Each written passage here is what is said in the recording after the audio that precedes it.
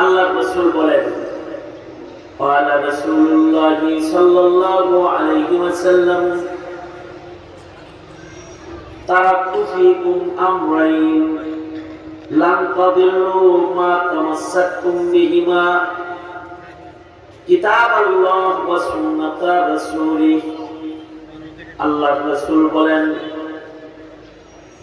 আমি চলে যাচ্ছি, তোমাদেরকে দুইটা জিনিস দিয়ে গেলাম, যে দুটি জিনিস হলো ইলমের খাজানা, খাজানাতুল ইলম।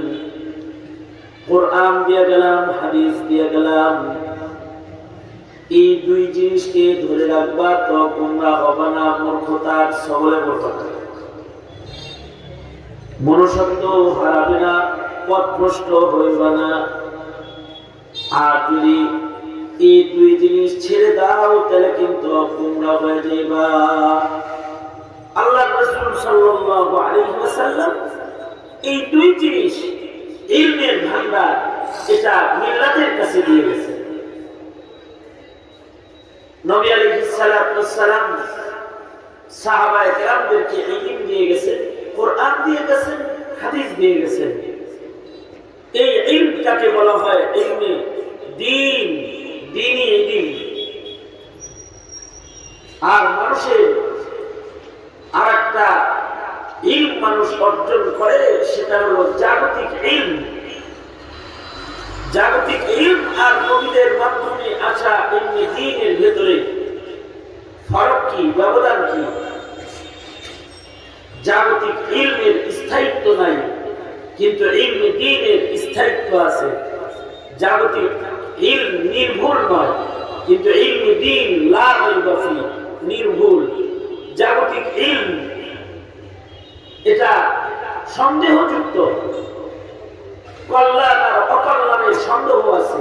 সব ইলম সবার জন্য কল্যাণকর নয়, কিন্তু ইলমে দ্বীন নর নারী সকলের জন্য কল্যাণকর।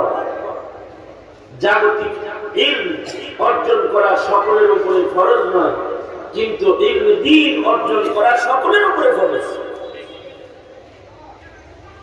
জাগতিক ইলমের উপরে ঈমান আনতে হয় না, জাগতিক ইলমের উপরে ঈমান আনতে হয় না, কিন্তু ইলমে দ্বীনের উপরে ঈমান আনতে হয়। এই কারণে বাচ্চাদেরকে মক্তবে গেলে পড়ানো হয় আমানতু বিল্লাহি ওয়া মালাইকাতিহি ওয়া কুতুবিহি, আমানতু বিল্লাহি ওয়া মালাইকাতিহি ওয়া কুতুবিহি ওয়া রুসুলিহি ওয়াল ইয়াউমিল আখিরি ওয়াল কদরি খাইরিহি ওয়া শাররিহি মিনাল্লাহি তাআলা ওয়াল বাসি বাদাল মাউত। ঈমানের মুফাসসারের ভিতরে ঈমান আনতে হয় আল্লাহর উপরে, ঈমান আনতে হয় ফেরেশতাদের উপরে, ঈমান আনতে হয় ইলম নিয়ে যে রাসূলগণ শিক্ষক হয়ে আগমন করছিলেন তাদের উপরে, ঈমান আনতে হয় নবীদের কাছে যে ইলম আল্লাহ দান করেছেন তার উপরে। এই কারণে স্কুল কলেজের বই অস্বীকার করলে তো বেঈমান হবে, কিন্তু কোরআনের একটা নুকতা অস্বীকার করলে বেঈমান হয়ে যাবে, হাদিস অস্বীকার করলে ঈমান নষ্ট হয়ে যাবে। মুনকিরে কোরআন যারা কোরআন অস্বীকারী তাদেরও ঈমান নাই, যারা হাদিস অস্বীকারী তাদেরও ঈমান নাই। সুতরাং ইলমে দ্বীনের উপরে বিশ্বাস রাখা এটা প্রতিটি মুমিন নর নারীর উপরে ঈমান, এর উপরে পূর্ণ আস্থা রাখতে হয়। এরকম আস্থা যে এর ভিতরে কোনো ভুল নাই, ভুল নাই, লা রাইবা ফি, এর ভেতরে কোনো ভুল নাই। কিয়ামত পর্যন্ত কোরআনের ভেতরে কোনো ভুল সন্দেহ রাখা যাবে না, এর ভেতরে নাই, কেউ ভুল বাই করতে পারবে না। এটা লা রাইবা ফি সানাদওয়ালা ইলম। দুনিয়ার যত ইলম আছে সেই ইলমগুলো ভুলযুক্ত। চোখ দিয়ে অর্জন করেছে হাওয়াসে খামসার দ্বারা অর্জিত ইলম, এটার ভেতরে সন্দেহ আছে। চোখ দিয়ে দেখছে, নিজেই সন্দেহ করে ঠিক দেখছি না ভুল দেখছি। কান দিয়ে শুনছে, নিজেই সন্দেহ করে সহি শুনলাম না গলত শুনলাম। জিহ্বার দ্বারা আস্বাদন করে ইলম হাসিল করেছে, নিজেই সন্দেহ করে আসলে কি মিঠা না তিতা।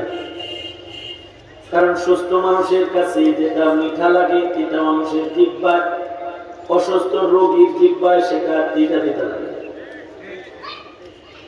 এ কারণে আল্লাহ বলেন চোখ দিয়া একবারে সব ইলম লইতে পারবে না। ফারজিউল বাসারা কাররাতাইন, একবার দেখা যদি ইয়াকিন না হয় তাহলে আবার দেখো।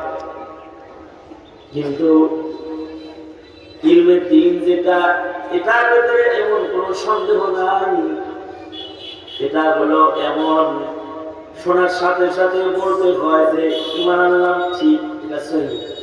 রাসূল বলে আমি রাতের সামান্য অংশে 7 আসমান ঘুরে মেরাজ করে আল্লাহর সাথে দিদার করে আইছি।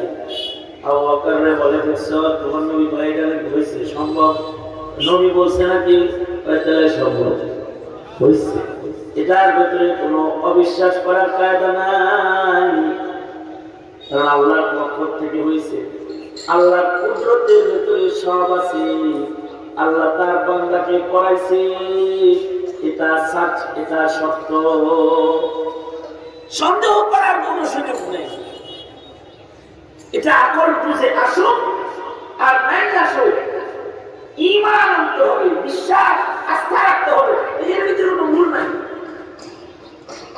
দুনিয়ার জ্ঞান, স্কুল কলেজের জ্ঞান বছরে বছরে সিলেবাস পরিবর্তন হয়। এই কারণে শিক্ষা সিলেবাসের পরিবর্তনের জন্য আলাদা কমিটির দরকার হয়। 10 বছর আগে যে বইগুলো উপকারী ছিল, এই মোবাইল, কম্পিউটার, সফটওয়্যার, এই যুগে ওই বইগুলো উপকারী নয়।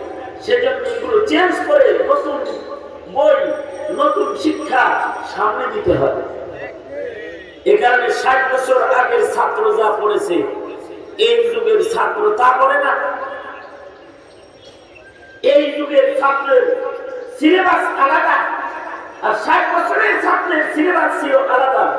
কারণ এটা যুগে যুগে ভুল প্রমাণিত হয়, দুর্বল প্রমাণিত হয়।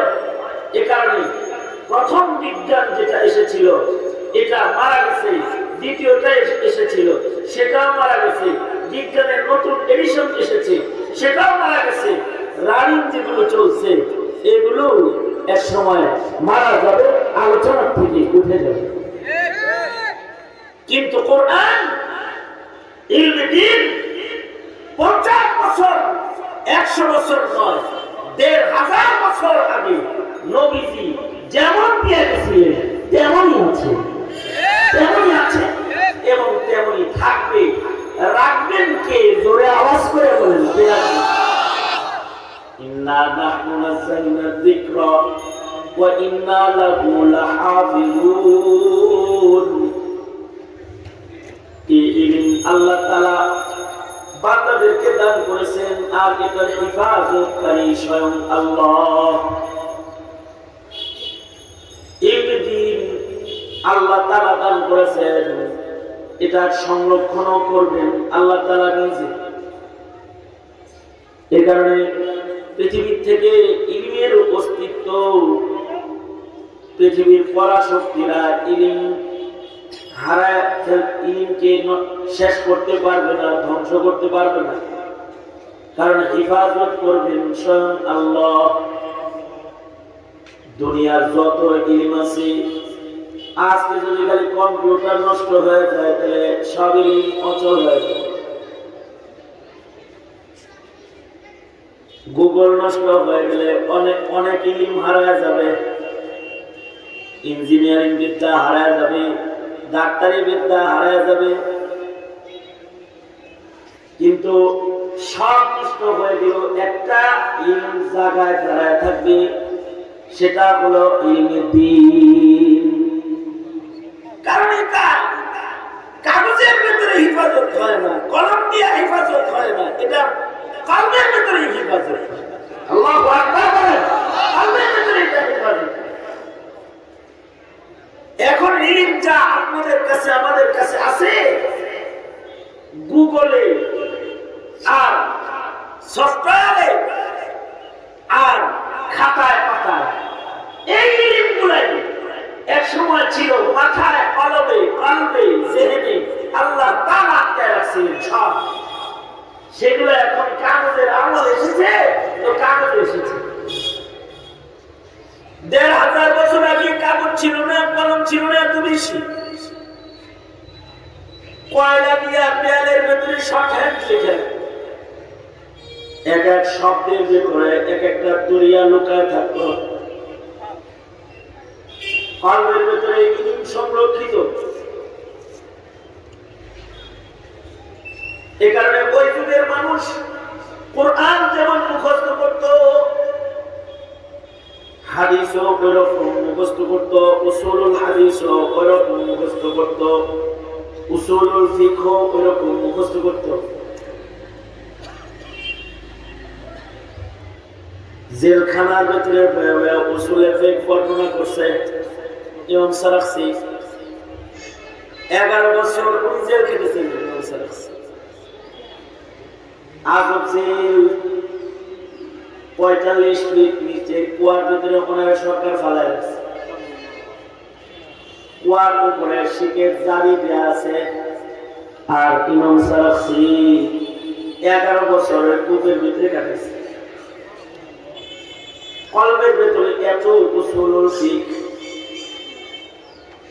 সরকারের কাছে অনুমতি নিয়ে ছাত্ররা সব জায়গায় কুয়ার চতুর্দিক দিয়ে বসছে, আর ইমাম সারাখসি কূপের ভেতর থেকে ইলমের তাকরীর করছে। 11 বছরে মাবসুতের 11 খণ্ড লিখিত হয়েছে, নিচের থেকে জেলে বয়ে বয়ে কিতাব সারা উস্তাদে বর্ণনা করছে, আর ছাত্ররা উপরে বসে বসে লিখছে। হাদিস ওইরকম মুখস্থ সব সহ। শামসুদ্দিন যাহাবী রাহমাতুল্লাহ আলাইহি, ওনার সম্পর্কে বলা হয় নবী রেখে যাওয়া সব ইলম উনি একাই মুখস্থ করে ফেলেছিলেন। আল্লাহ ওনাকে মুখস্থ করে ফেলেছিলেন। শামসুদ্দিন যাহাবীকে যদি আকাশে বসায় আল্লাহ নির্দেশ করে যে আমার রাসূল যা ইলম রেখে আসছে সব একা তুমি জমিনের মানুষদেরকে শোনাও, তো শামসুদ্দিন যাহাবী একাই সব হাদিস, সব ফিকহ, সব তাফসীর একা শোনায় আকাশে বসে। হাইয়াতুল ওয়াদি, জঙ্গলের কিছু আজদাহা আছে, যে আজদাহাগুলো রাজা রাজা সাপ। জঙ্গলের ভিতরে এমন কিছু আজদাহা সাপ আছে যে সাপগুলো সর্দার সাপ, যাদের মাথার উপরে মণি আছে, মণি মুকুট আছে। কামালউদ্দিন দিমিরি রাহমাতুল্লাহ আলাইহি হায়াতুল হাইওয়ানের ভিতরে লিখেছেন এগুলো আজদাহা সর্দার। ওপরে দেখলে পরে রাজা সাপ, ওদের রাজত্ব সবার উপরে চলে। হায়াতুল হাইওয়ানে আছে যদি সাপের মাথার মণি যদি পইড়া যায়, তো সাপটা দুঃখে মইরা যায়, কারণ ওর মুকুট হারায় গেছে, এই দুঃখে হাত পেলে মরে যায়। জঙ্গলের সাপের ভেতরে যেমন রাজা আছে, ইলমের ভিতরেও রাজা আছে, কারোর কারোর কাছে ইলমের দরিয়া আছে। শামসুদ্দিন যাহাবীর কাছে সব ইলম ছিল। ইবনুল হাজার আসকালানী রাহমাতুল্লাহ আলাইহি লক্ষ লক্ষ হাদিস মাথার ভেতরে আটকায় রেখেছিলেন, কলবের ভেতরে ইলম আছে। শারিহুল বুখারী ইবনুল হাজার আসকালানী অথবা ইমাম বুখারী রাহমাতুল্লাহ আলাইহি আমিরুল মুমিনিন ফিল হাদিস আব্দুল্লাহ ইবনে মুবারক রাহমাতুল্লাহ আলাইহি আমিরুল মুমিনিন ফিল হাদিস, সিনার ভেতরে লাখ লাখ হাদিস। বড় বড় মুহাদ্দিসরা ছিল যাদের সিনার ভেতরে লক্ষ লক্ষ হাদিস ছিল। সর্বশেষ ইলমের দরিয়া মুহাদ্দিস ছিলেন ইবনে রজব হাম্বলি রাহমাতুল্লাহ আলাইহি। এককভাবে সব ইলম বর্ণনা করার মতো আলেম তিনি। ভারতবর্ষে ছিলেন আনোয়ার শাহ কাশ্মীরি রাহমাতুল্লাহ আলাইহি। মাকতাবাতুন আযীমাতুন হাইয়াতুন নাতিকাতুন, জিন্দা চলতি ফিরতি লাইব্রেরি ছিলেন। দারুল উলুম দেওবন্দের সব কিতাব হাসিয়া বাইনার সদস্য মুখস্থ। একবার কোন জিনিস পড়লে পরে 40 বছর মনে থাকতো। জমানার বড় বড় আলেম গেছে যাদের নবীর সব হাদিস মুখস্থ, যেমন আবু যুরআ রাজি রাহমাতুল্লাহ আলাইহি। নবীজির টোটাল হাদিসের সংখ্যা 7 লাখ সহিহ হাদিস, তার 6 লাখ সহিহ হাদিস আবু যুরআ রাজি মুখস্থ ছিল সনদ সহ। এক ছাত্র তার বিবি আবু যুরআ রাজির ইলমে দৌড়ত বুঝাইতে যায় বলছে, আমার ওস্তাদের যদি 1 লক্ষ হাদিস সনদ সহ মুখস্থ না থাকে তাহলে তুই 3 তালাক। সকাল বেলায় চিন্তা করছে, যদি 1 লাখ মুখস্থ না থাকে তো বউ তালাক হয়ে গেছে। স্বামী স্ত্রী দুইজন যায় বলে, উস্তাদ কি আপনাদের বুঝাইতে যায় তো এই কথা বলে রয়েছে, এখন আপনার কি 1 লক্ষ হাদিস সনদ সহ মুখস্থ আছে? আবু যুরআ রাজি বলে, তোমাদের সূরা ইখলাস যেমন মুখস্থ, আমার 1 লাখ হাদিস সনদ সহ ওইরকম মুখস্থ।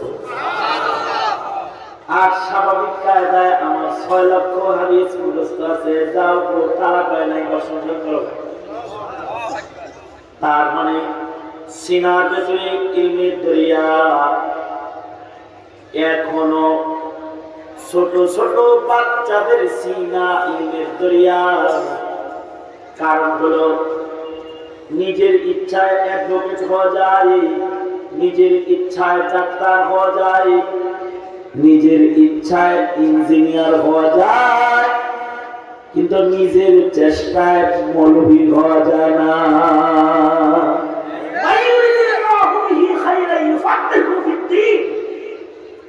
এটা আল্লাহ দিলে পায়, আল্লাহ না দিলে পায় না।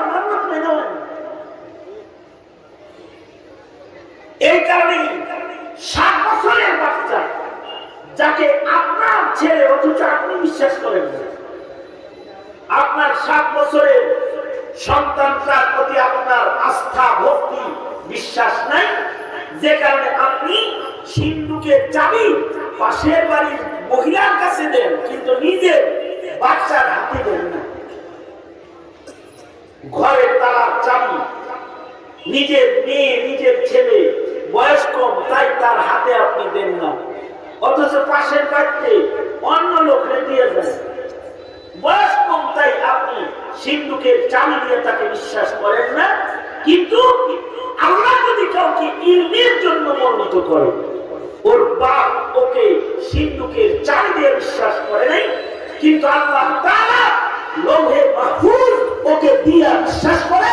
ওর সিনার ভিতরে 7 বছরের বাচ্চার কালকটাকে কোরআন দিয়ে সাজায় আল্লাহ, যে 30 পারা কোরআন বিনা রূপায়ণ মুখস্থ হয়ে গেছে। এটা মানব চেষ্টা নয়, আতাউন মিন আতাইল্লাহ, এটা আল্লাহর কাজ। এই কারণে আল্লাহর রাসূলকেও আল্লাহ তাআলা বলতেছেন, ও বন্ধু দোয়া করেন, রব্বি জিদনি ইলমা। কারণ ইলম আপনার না, ইলম হলো আমার কাছে চান। বলেন আমার সাথে, রব্বি। এদিকে চান না,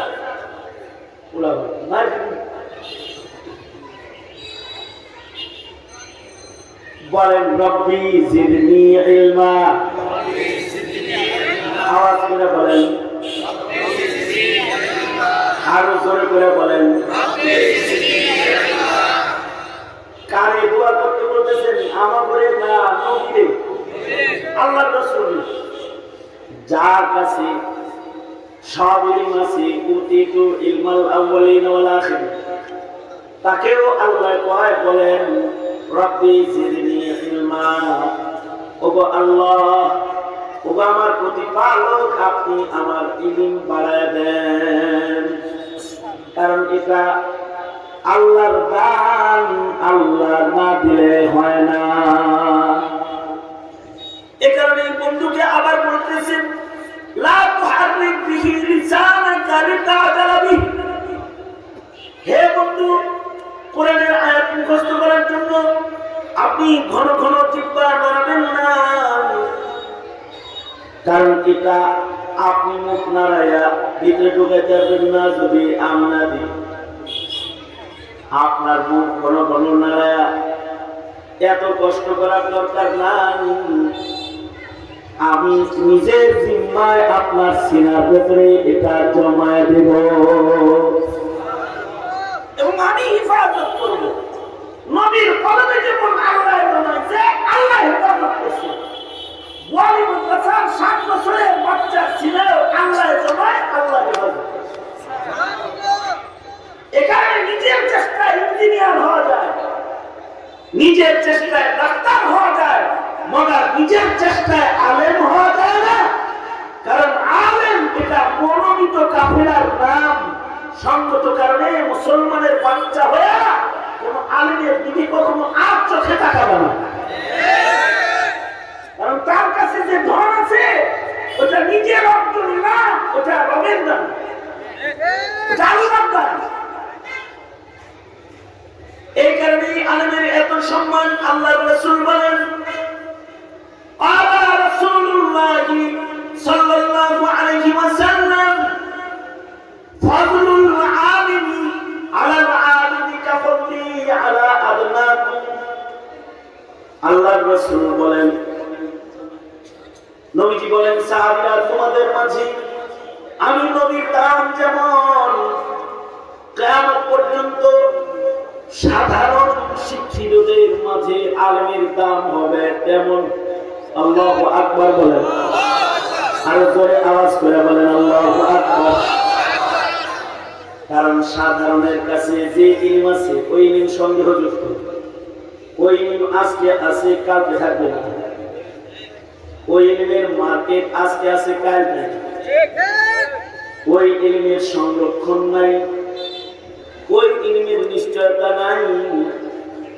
আলেমের কাছে যেটা আছে এটা আজও আছে, কালো আছে, নিশ্চয়তা আছে। সবচেয়ে আজব ব্যবধান হলো দুনিয়ার ইলম যেটা, তাকবীর ইলম যেটা, এটা মানুষ শেখার জন্য শিখে। আর ইলমে দ্বীন যেটা, ইলম শিখে মানুষ আল্লাহ পাওয়ার জন্য শিখে। ইলমের দ্বারায় আল্লাহর কাছে পৌঁছা যায়। এই কারণে ইঞ্জিনিয়ারিং পাস করলে সে যদি ইঞ্জিনিয়ার তিনি জীবনে নাও করে তাও তার ইঞ্জিনিয়ার বলে। ইঞ্জিনিয়ার পাস করে সাইলেন্ট অবজেক্ট শুরু করছে, এরপরেও তাকে ইঞ্জিনিয়ার বলা হয়। ডাক্তারি পাস করে রাজনীতি শুরু করছে, জীবনে কোনোদিন একটা রোগীও দেখে নাই, একটা সার্জারি অপারেশন করেনি, তারপরেও মনে বলে ডাক্তার। এলএলবি পাস করেছে, কোর্ট কাছারির বারান্দা দিয়ে হাতে নেয়,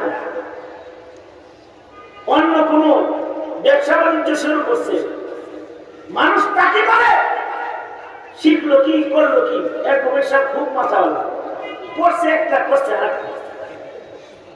তো সম্মানের সাথে তাকে এককে করে ডাকা হয়। কিন্তু কেউ যদি আলেম দ্বীন হয়, ইলম হাসিল করে, আর যদি ইলমের আনওয়ার, ইলমের কারনামা, ইলমের নূর, ইলমের আমল যদি তার ভেতরে যদি লক্ষ্য করে পাওয়া না যায়, পরিলক্ষিত না হয়, তো মানুষ তাকে আর আলেম বলে না, মানুষ তাকে জালেম বলে ডাকবে। যে আলেম মানে জালেম। এবং সেই আলেম যতই জাননেওয়ালা হোক, তার নামও এক সময় গাড়িতে পরিণত হয়। যেমন 500 বছর আগে ফয়জি বড় আলেম ছিল। আলেম তো এত বড় ছিল যে 30 পারা কোরআনের তাফসীর 2 খণ্ডে লিখছে। এমন এমন শব্দমালা গাঁথনি দিয়ে লিখেছে যে গোটা তাফসীরের কিতাবের ভেতরে কোরআন শরীফের ব্যাখ্যা গ্রন্থ লিখছে 30 পারা 2 খণ্ডে। এর ভেতরে এত সুন্দর সুন্দর শব্দ ব্যবহার সে করেছে, অক্ষর যা ব্যবহার করছে সব নুক্তা ছাড়া। নুক্তা ছাড়া হরফ দিয়ে কোরআনের তাফসীর লিখছে।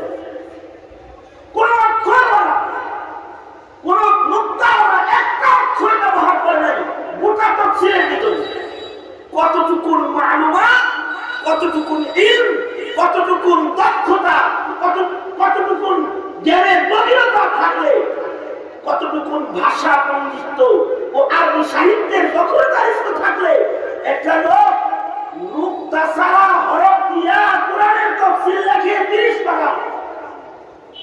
এত বড় আলেম, কিন্তু ইলম তো আছে। আলেম নামে জালেম বিধায় কেউ যখন জালেম আলেমকে গালি দেয় তো ফয়জি বলে গালি দেয়। কি লিখা? এই ফয়জি সে সম্রাট আকবরকে বুদ্ধি দিয়েছিল 1000 বছর পার হয়ে গেছে, দিন ইসলাম পুরাতন হয়ে গেছে, এখন নতুন একটা ধর্মের দরকার। আপনি সেই ধর্মের প্রণেতা হয়ে যান আর আপনি ওই ধর্মের আমিরুল মুমিনিন হয়ে যান। সম্রাট আকবর তার বুদ্ধিতে দ্বীনে ইলাহি চালু করেছিল এই ভারতবর্ষে।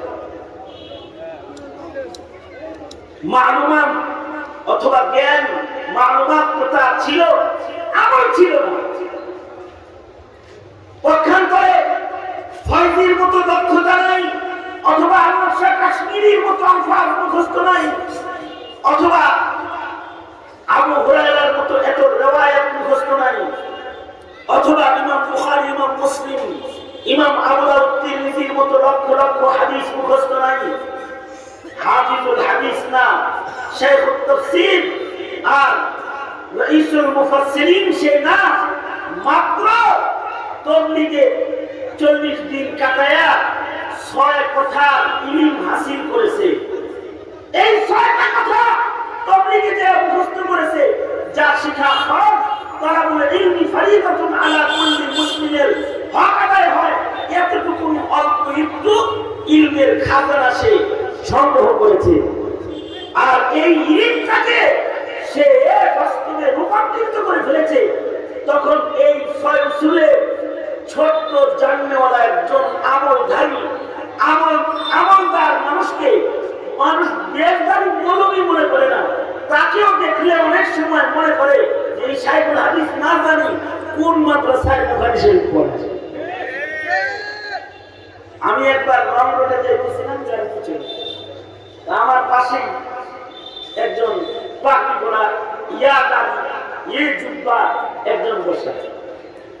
আমি তো মনে হইতেছিল যে কোন মাদ্রাসার মুহাদ্দিস মুহতামিম অথবা শাইখুল হাদিস হবেন, কারণ এর চেহারায় যে নূর ঘুরে গেল, আল্লাহু আকবার, এমন নূর চমকাই গেছে। আমি তাকে বললাম, ভাইজান আপনি কোন মাদ্রাসার খেদমতে আছেন? হুজুর আপনি আমারে চিনেন নাই, আমি তো আপনারে চিনি। এতে কথা কথা তো কোনো ডরে করে। আমি আচ্ছা আপনি কোন মাদ্রাসার খাদেম? হুজুর আমি কোন মাদ্রাসার খাদেম না, আমি 3 চিল্লার সাথী। আমি 3টা চিল্লা লাগাইছি, আপনাদের মতো আলেমদের কাছে গেছি, অথবা নেককারদের সোহবতে যা আমার রং পাল্টায় গেছি।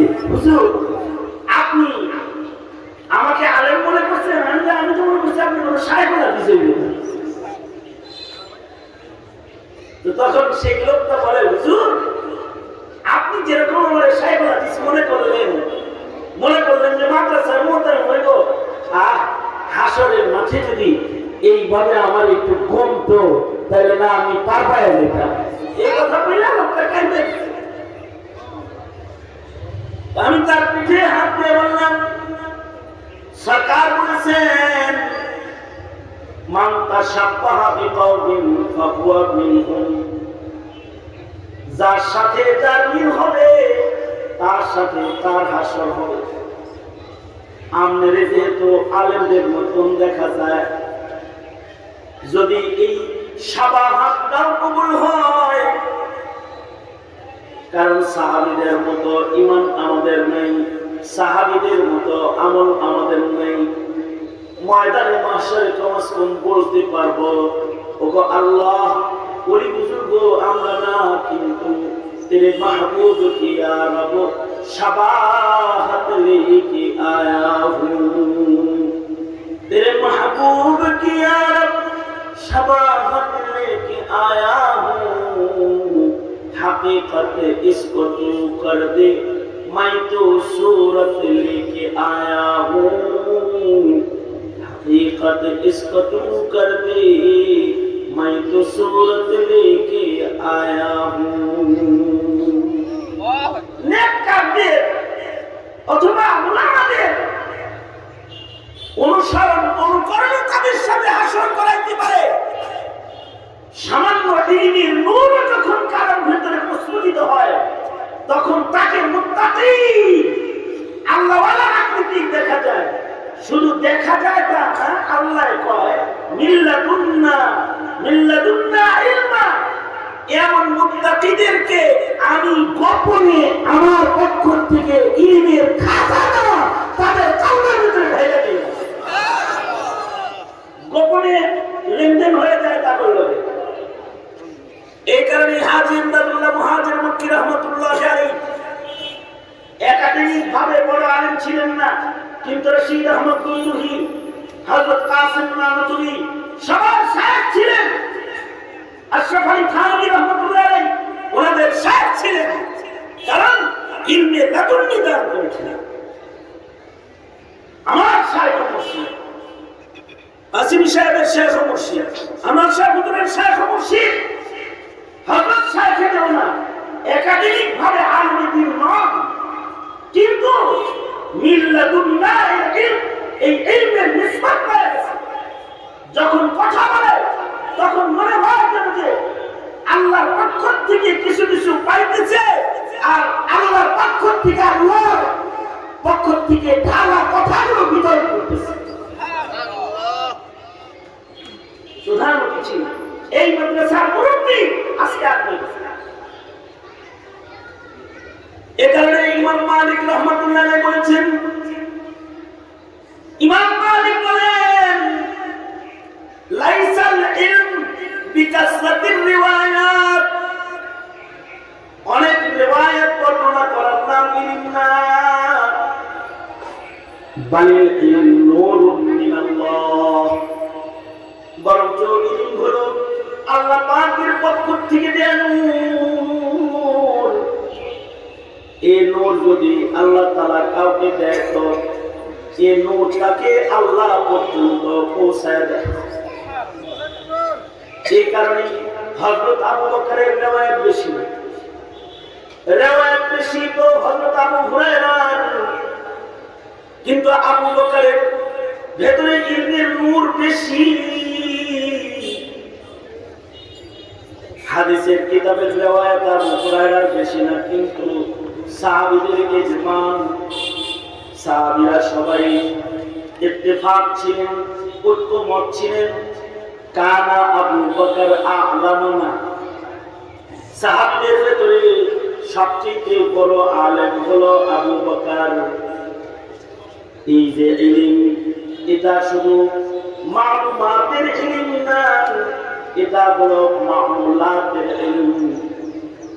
যে ইলমের নূর তার আমলের ভিতরে প্রস্ফুটিত হয়েছে, অর্থাৎ ইলমের হাকিকত তাকওয়াল্লাহ তার ভিতরে পাওয়া গেছে। ইন্নামা ইয়াখশাল্লাহা মিন ইবাদিহিল উলামা, কেবলমাত্র আলেমরাই আল্লাহকে বেশি ভয় করে। এটা কিসের কারণে? ইলমের কারণে। যার কাছে ইলম বেশি তার তাকওয়া বেশি, যার কাছে ইলম বেশি তার আমল বেশি, যার এই কারণেই জাহেল আবেদ কখনো আলেমের ইলমের ইবাদতের ধারে কাছে যেতে পারে না। জাহেল আবেদ আলেম আবেদের ধারে কাছে যেতে পারে না।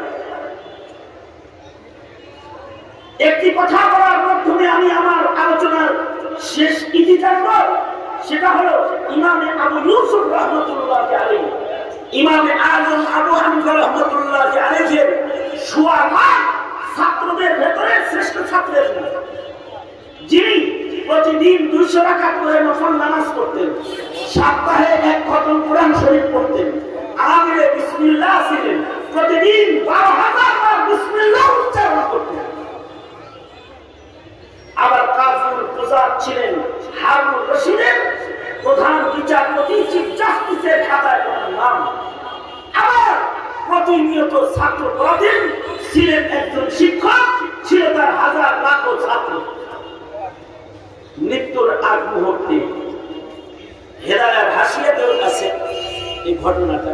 মৃত্যুর আগ মুহূর্তে ইমাম আবু ইউসুফ ছাত্ররা চতুর্দিকে বসা জিজ্ঞাসা করতেছে, মৃত্যুর আগ দিয়ে ছাত্রদেরকে জিজ্ঞাসা করতেছে যে হজের ভেতরে শয়তান রমিয়ে জমারাত যেটা, এটা কেমনে করবে? পায়ে হাইটা করবে না সওয়ারিতে চড়ে করবে? এটা জিজ্ঞেস। কোন ছাত্র বলে পায়ে হাইটা করবে, দিন দিন কম্পন মারতে হয় শয়তানদের। কেউ কয় পায়ে হাইটা করবে, কেউ কয় সওয়ারিতে করবে। ইমাম আবু ইউসুফ মৃত্যুর আগ দিয়ে বললেন যে রমির পরে রমি আছে, সেই রমিটা পায়ে হাইটা করবে, আর যে রমির পরে রমি নাই সেই রমিটা সওয়ারিতে চড়া করতে পারবে। অর্থাৎ যে কঙ্করের পরে আবার কঙ্কর আছে ওটা পায়দান করবে। এখানে ফকিহরা বলে যদি হুইল চেয়ারেও যাও তার পায়ে দাঁড়ায় তারপরে 2 দিন কঙ্কর মারবে, আর শেষ দিন না দাঁড়াইলেও চলবে, পায়ে হুইল চেয়ারে বসে বসে দিতে পারবে শেষ দিন। এই মাসআলা বললেন। আশ্চর্য ব্যাপার হলো একদিক দিয়ে উনি মাসআলা বললেন আর আরেকদিক দিয়ে আজরাইলের রূহ বের করে দিলেন। এখন জাহেলে বলবে নবী বলছে মান কানা আখিরু কালামিহি লা ইলাহা ইল্লাল্লাহ দাখালাল জান্নাহ, যার শেষ কথা হবে লা ইলাহা ইল্লাল্লাহ সে জান্নাতে যাবে। আর যে শেষ কথা শয়তান শয়তান নয়। জাহেলের নজর দেব কই আল্লাহর নাম উচ্চারণ আর কই শয়তান শয়তানের মাসালা করতেছে। জাহেলে তো দেখে না, তো অন্ধ।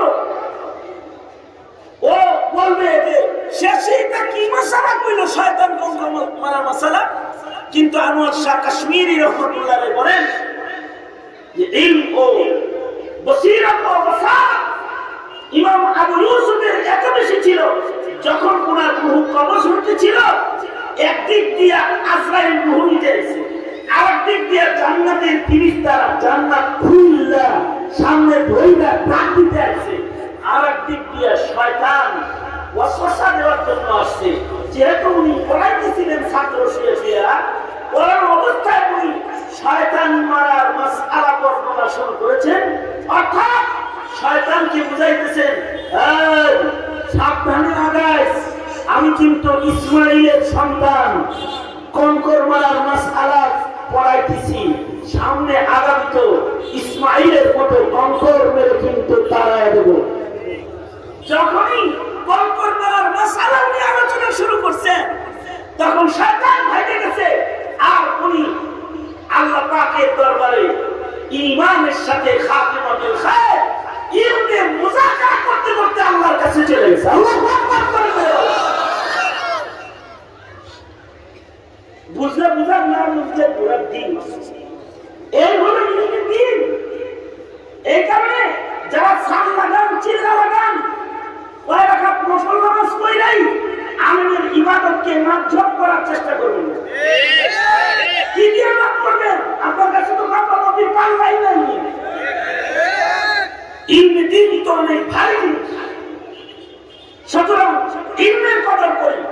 যদি পারি একটা সন্তানকে আলেম বানায় আলাই, তা যদি নাও পারেন তাহলে কমাস কম আসন্ন 2, 3, 4 বিশ্ব ইজতেমায় শরীক হয়ে যায়, 6টা কথার ইলম হাসিল করে নিজের বানায়।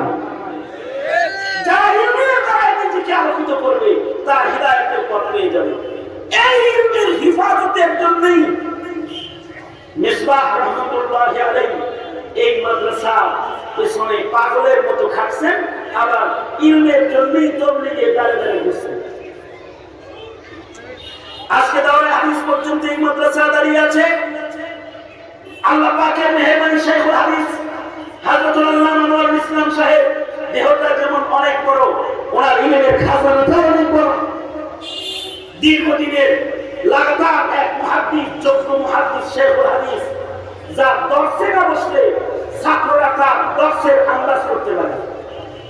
এইরকম একজন আলিম এই মাদ্রাসার হাল ধরেছেন। এই এলাকাবাসীর জিম্মাদারি হলো এই ইলমের পাহারাদারি করা, ইলমের মার্কাজের পাহারাদারি করা, আর আলেমের পাহারাদারি করা।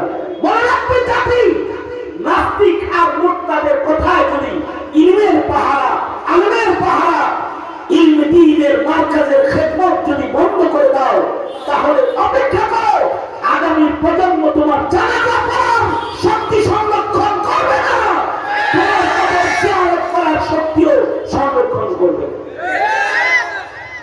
আল্লাহ তাআলা আমাদেরকে ইলমের কদর বুঝার তৌফিক দান করেন। এই সবকটুকু আপনাদের কাছে তাকরার রেখেই আল্লাহর কাছে দোয়া করি, আল্লাহ তাআলা আপনাদের সবাইকে ইলমের কদর করার তৌফিক দান করেন। আমিন। ওয়া আখিরু দাওয়ানা আলহামদুলিল্লাহি রাব্বিল আলামিন। আসসালামু আলাইকুম ওয়া রাহমাতুল্লাহি ওয়া বারাকাতুহু।